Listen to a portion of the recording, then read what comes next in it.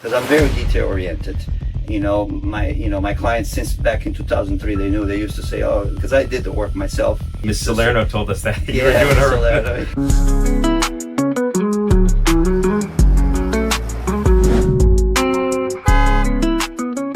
Welcome to Opportunity Knocks. I'm your host, Todd Patton, and today I'm so fortunate to have Tiago de Almeida. How'd I do? Perfect. Yes. Yes.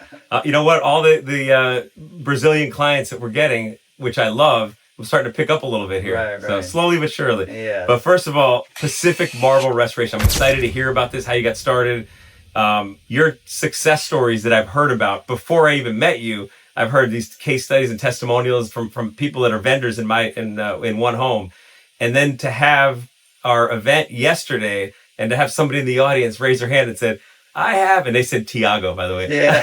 I have Tiago, I have your phone number still saved from 20 years ago. Tiago, I used to have marble and you cleaned it in Coral Gables. I did. Yeah. Really? Salerno? Salerno. Hi, how are you? Good to see you. Yeah, I know from 2010 to 2020 we lived in Coral Gables. Right. That's a testament. So first off, welcome aboard. I'm so glad to have you on One Home as we build this amazing new business, and having you as a staple of that, which exemplifies what we're doing, which is finding great people running really good companies, and that's what you got. But tell me your background. How'd you get started? So how I got started, my background, I'm Brazilian, and I used to come here on vacation back and forth. And I said, one day I want to live here. And my dream was to play soccer. Always wanted to play soccer. Did you play competitively? I did. I actually played in Germany. I played in Brazil. Oh, you played Almost semi-pro? Semi-pro. Wow. Yes. When you say another country you played at, that's impressive. Yeah, so I went to Germany for 2 years, But before that, I came here and I worked at a part-time job, just doing like polishing. My cousin got me involved with this company, so I went ahead and did some work for them. And, I said, there's a great opportunity in this land here, but I wanted to chase the soccer route. Because you only have a little window for that. And you're what, 24, 23 at the time, probably? No, actually, younger. Oh, younger, wow. Yes. Yeah, that's too old. I was like 20 or 21. Yes. So that's cool. What an experience that is, traveling around. So you took off. Yeah, it was very nice. I took off, but, it didn't work out. It's a tough,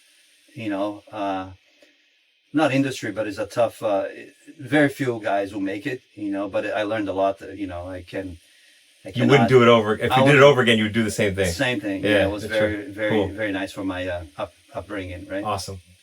Yeah. And then, so you found yourself after Germany you were playing Germany, yes. And then you came back to the States? I came back here. I came back to finish my college degree because I had started, and I didn't know my eligibility in college had started. I had no clue. So I started college here. You could have played soccer for college. Yeah, I had. Did you? Yeah, I did not, because when I came back, I didn't know. My clock was already running, and when I got back here, my eligibility was pretty much gone.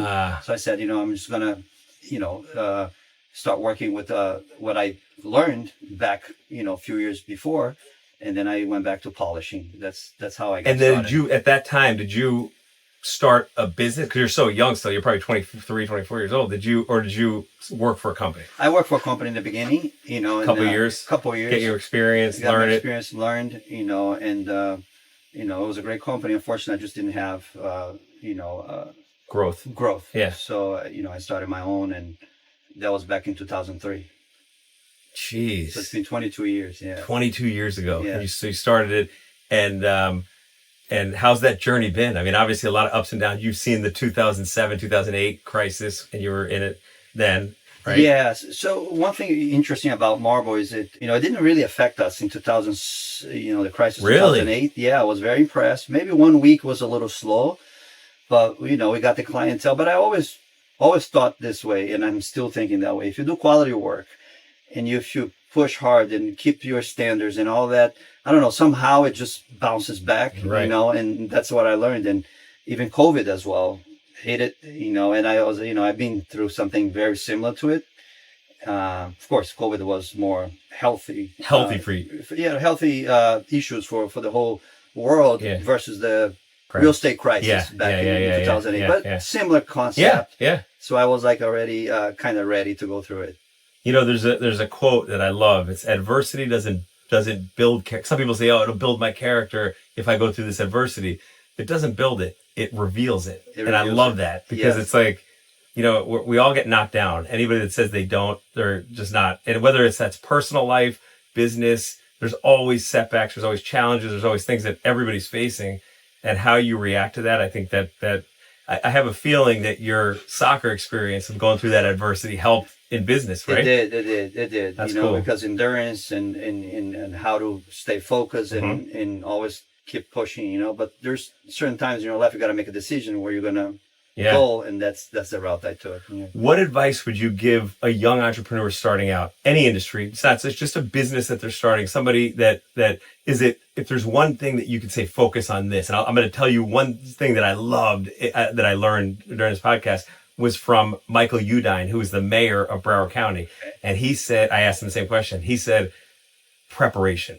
And he goes, and I thought about it. He goes, when you're prepared and you come into something, it just, and I've been really just, I learn all the time. I'm like a sponge, but just, even though obviously, you got to be prepared. You got to, you learn that at a young age, but really for business. So I'd love to hear what your, I like that quote that he said, because a lot of people just, they don't value, they think, oh, it's just a small little details. You shouldn't worry about it, or figure out and all that. Yes, I agree with that. Sometimes you gotta have an opportunity. You just gotta go and take it. Mm-hmm. But if you're prepared, if you have everything, all your ducks in a row, most likely you're gonna succeed. So that's a very good approach of the mayor that he told you. But another thing that I believe a lot is persistence, because you never know when you're gonna hit the avenue that you need to go to make your business grow. That's awesome. Yeah. Great advice. And for me, in mine, part of why I started this podcast series, because before I started One Home as a business, I wasn't sure what I was going to do. I was like kind of up in the air of like, what's the next business? And I'm confident that I know I'll succeed with. So I just didn't know what it was. Was I going to buy a pest control company? Was I going to be a painter? Yes. I didn't know. And as I went through that, I said, let me bring in successful people. I'll call this podcast Opportunity Knocks, and I'll just learn how they got, because you learn from something from everybody, and hearing stories and hearing these things like that, it's helped me. So I believe it's putting yourself in position always, whether that's networking, whether that's friendships, relationships that you have, and you just always put yourself in a position to succeed, because those who sit and that's why I think COVID hurt a lot of people in some ways, because they got comfortable and they got complacent. Yes, exactly. Yeah. I agree. We have a little similar story. You sold the business. I sold the business in 2024 too. I went to retail back in 2017. I wanted to experience the retail side of it. And yes, we sold a tile store. We used to sell porcelain and tile flooring.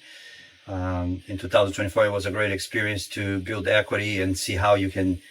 Did you buy the building, or did you? No, I started from scratch. I was getting from wholesalers. I was not importing the products. That was one of the things that that I didn't have a lot of margin on it. But even with that, with all the difficulties, we had like 2 or 3 wholesalers that would provide us with that material, and that's what we did. So we had a showroom right on Federal Highway. Oh wow! Prime location. Jeez, on Federal? On Federal Highway, yes. Wow! Right on by Spanish River. And, that's where Vi is, isn't it? Yeah, she's there. Near that area. I think she's a little north. She told me the address. It's a little north. Yes. So that has to be nice not having that. That's a big. Yeah, it was.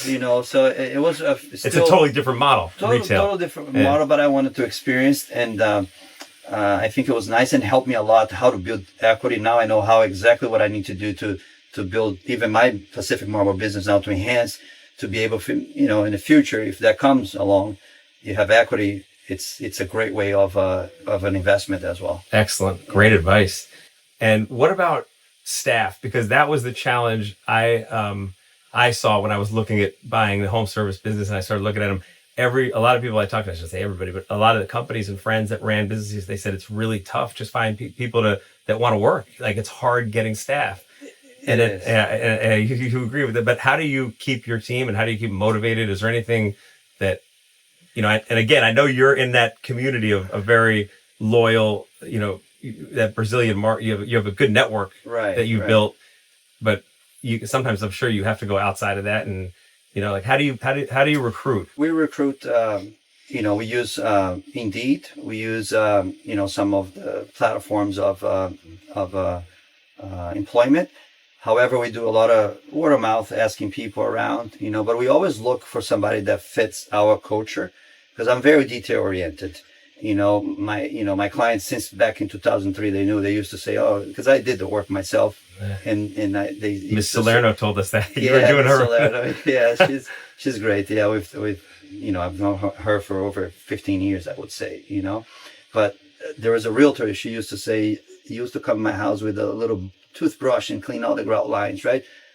Just to give an idea how detailed we were. And one thing that I learned, and I mentioned yesterday as well, about the yacht service, right? Yeah. We do a lot of yacht service on marble, and there's no rooms for error. There's no room. You have to have small equipments. The protection has to be pristine, and we are very big on that. A lot of competitors, they don't value the protection of the home, but we going in homes there that you range homes from hundreds of thousands to millions of dollars, and we protect the same way, and that's a key thing for us. Protection, make sure the detail is going to be done properly, and I'm big on that. That's great. Yeah, so that's one thing we look for employees when they come, to see if they have that detail. Of course, not everybody's going to have it. We do the training to make sure they get to the positions that we want and the characteristics that we're looking for, and they have to be willing to work. To me, that's a must. Because if they're not willing to work and be part of a team, no matter what, he can be as talented as he can be or she can be, they're just not going to be a good team player. If you're not hiring like at a specific time, like I'm specifically looking for this role, are you still recruiting? Do you still have Indeed go? Like you always? I'm always looking. I'm always looking, because you have to be prepared. And if I have a talent that I can bring into the team, it fits all the. And I feel like this: once that you bring people, it makes your whole team work harder to get more work. I have an operation manager that it's helping me tremendously now, and we're trying to grow the business even more. Great. So, and I throw at him, look, we're gonna get more people, and you're gonna have to find more jobs, and we just gotta keep going and keep going. That's how I see it. That's awesome. And the you mentioned the word culture. So how do you define that? I know you talked about being prepared, like you said, your preparation's good and persistence, but talk a little bit about how do you get culture? Do you do events? I mean, do you do like family, like holiday parties? Like when you say the word culture, what do you mean by that? When I say culture, it's the culture that was implemented by me in the beginning, and that we grew along with the people that start coming into the company that become key players. I have a worker that works for me for over 17 years. Wow. Yes, and we always try to keep them motivated. Create bonus structures. That's big. Bonus. You got to share the pie, right? So you have to be able to get them motivated that way as well. So that's awesome. So that culture is established with other people that come in and help us as well. But I would say my culture of my company now is very detail oriented. Customers, you're gonna do everything possible to please them. I know it's we're not perfect. You said that yesterday. Todd, we're not perfect. Mistakes are gonna happen, but we have to be ready to fix and have a response for them. That's how I see it. So that's the main culture of our company. Awesome. Detail oriented, transparency, and always doing the best we can for the clients. Fantastic. Like I said, I'm really excited to work with you, and we can learn from each other and help each other grow, and that's the culture we're trying to build at One Home, is that community, of, in this case, it's going to be 30 companies, vendors, because at Broward's, I can't go outside of Broward. It's just too much. I don't have the bandwidth. But I'd always love to hear advice and recommendations, especially somebody who's done successful in business. And I think we could always learn. So one of the things I want to learn about is some of the projects you've done, because you talked about a few of them. And we had somebody in the audience the other day at the Lunch and Learn who said, yeah, Miss Salerno said, 15 years ago, I still have your number on my phone. And I'm going to play that video again, by the way, during this podcast. That's the biggest testimony. It's the best. For it. I was ready to leave the stage. I know. I was like, it's a mic drop. Drop the mic. That was awesome. And the way she spoke of it, and just like it was awesome. And by the way, her husband is Pat Salerno, which is Pat Salerno Drive. That's a cool. Amazing, yeah. I remember the first time he told me the story, I was all proud, that we are able to, to help them, and she's in Coral Gables. Yeah, so she was at the time. Now she's in Four Seasons. But tell us any stories or any projects that you've done that you remember and say, you know what, this is a cool one. So there's a cool project, and I was pretty much starting. We're like maybe 3 or 4 years after the company. So 2003, probably it was 2007, 2008. Actually, it was 2008, I believe. 5 years after. And it was right after I had stepped down from the field, and I was selling, and I was working more, growing the more business, outside. More outside. Yeah. So I get a call of this builder. He's a Brazilian guy, and said, look, we're building for this big American company, one of the biggest top builders in the country, right?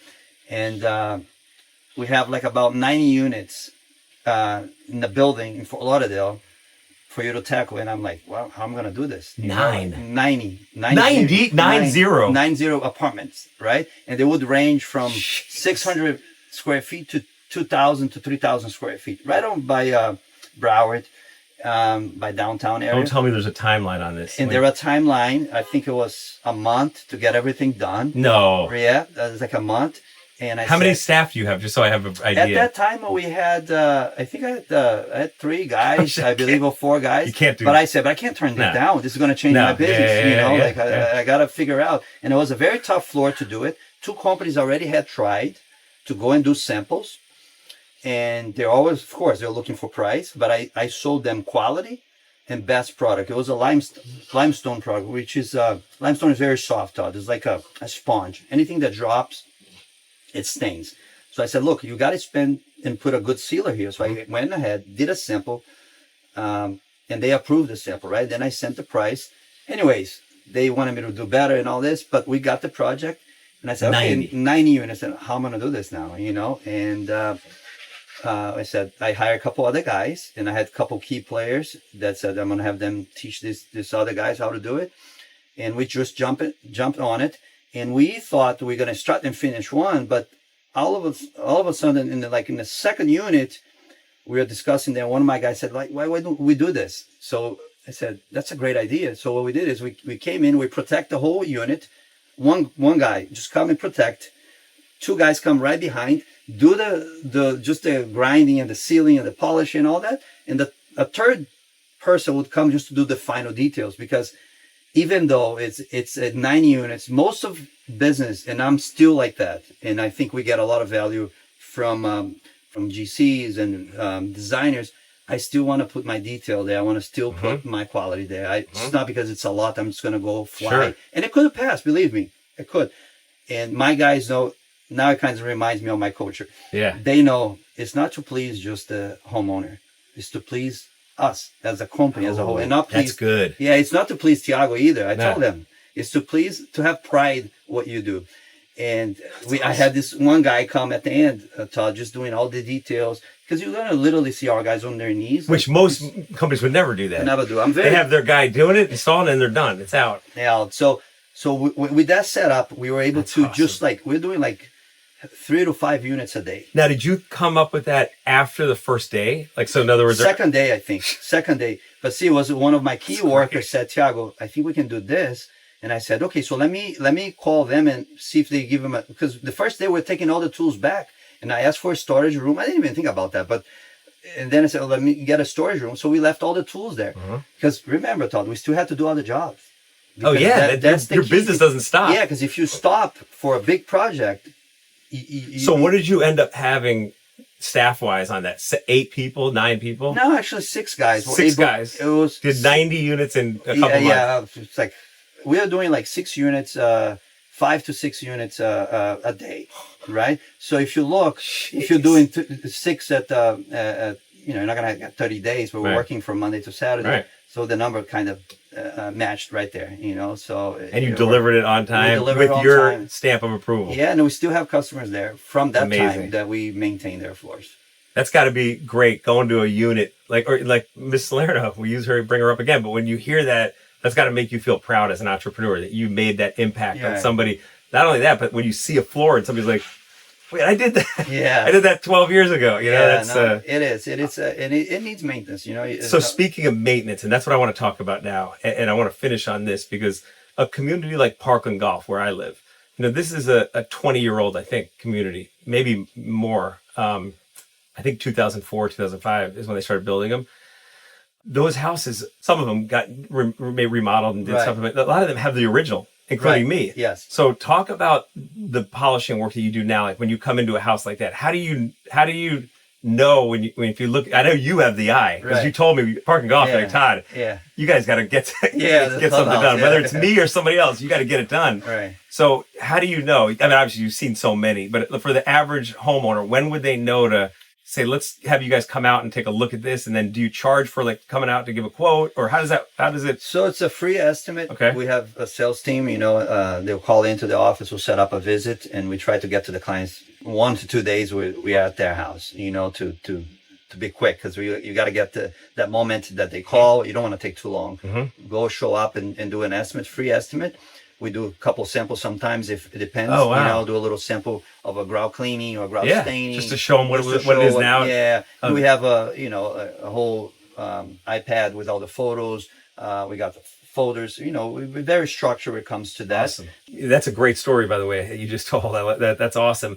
I have, in our community, Parkland Golf and Country Club, you know, have you ever done inside like lobby areas like that? And if so, where at? Any names that people would know, like types of hotels? Yes. We are based in Boca Raton. We are preferred vendor for the Boca Resort. Now it's called the Boca Raton.